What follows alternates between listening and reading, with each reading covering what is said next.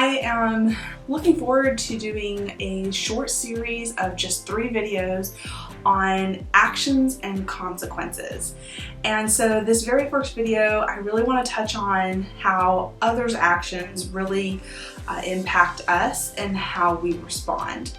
So the first thing I really want to talk about is the fact that I think our biggest frustration with other people's actions is that it's a loss of control for us.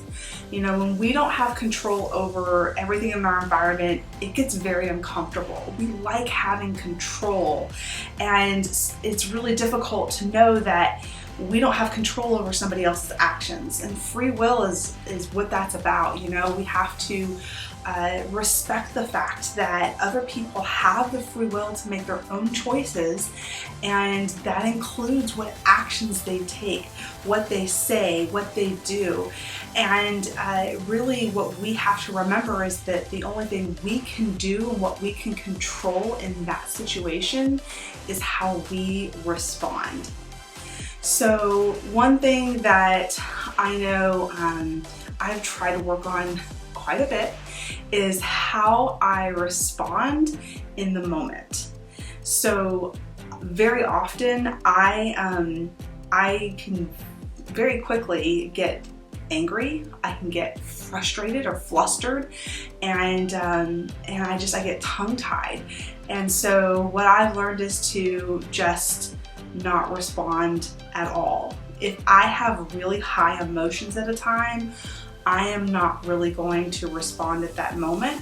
I'm going to pause and I'm going to reflect. I'll probably have to take some time outside of the conversation or outside of the situation that I'm in to really think about how I want to go back and approach something. In the moment, if I am feeling extremely overwhelmed and I have to have a response, I am not going to rush myself. I think that's something that we tend to feel very uncomfortable with. I know I do, is that idea of that quiet time, you know, and having any kind of moment where there's quiet instead of conversation moving forward or moving into the next action or the next step that needs to happen. But we do need to take time to reflect, even if it's for a couple of minutes before we make a response. I think that this is a good moment to choose to be wise and to really think through what you're going to say before you say it. So it's okay to do that. I know it feels uncomfortable, but practice makes perfect. And the more I've done it, the more comfortable I am in not giving an immediate reaction to somebody, but instead taking a moment, pausing, and really thinking about what I want to say next. Because you can't take back the words that you say.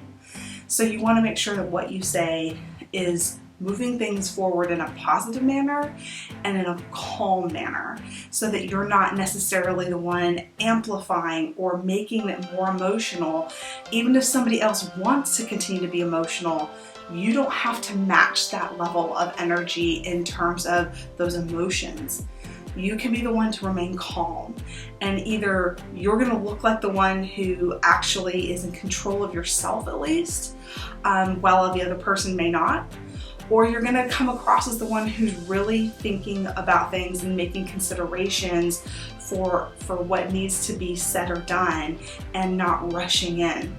You know, these are the things that the best wise people do, is that they don't rush to judgment, they don't rush to emotion, but they stop, they pause, and they remain calm in the situation before they make a response. So I hope that helps you when you go into another situation. Just try it. I know it's very uncomfortable to have that quiet, but the more often you do it, the more people become more accustomed to how you respond, and you become more comfortable in that as well. And you'll realize that it's okay to have those moments of quiet in order for you to reflect, because it's also giving them time to reflect as well. I hope this helps you in any situation where you have felt highly emotionally elevated and need to be able to better respond in situations. And in our next one, we're going to talk about how our actions have consequences as well. So I look forward to seeing you guys next month. Bye.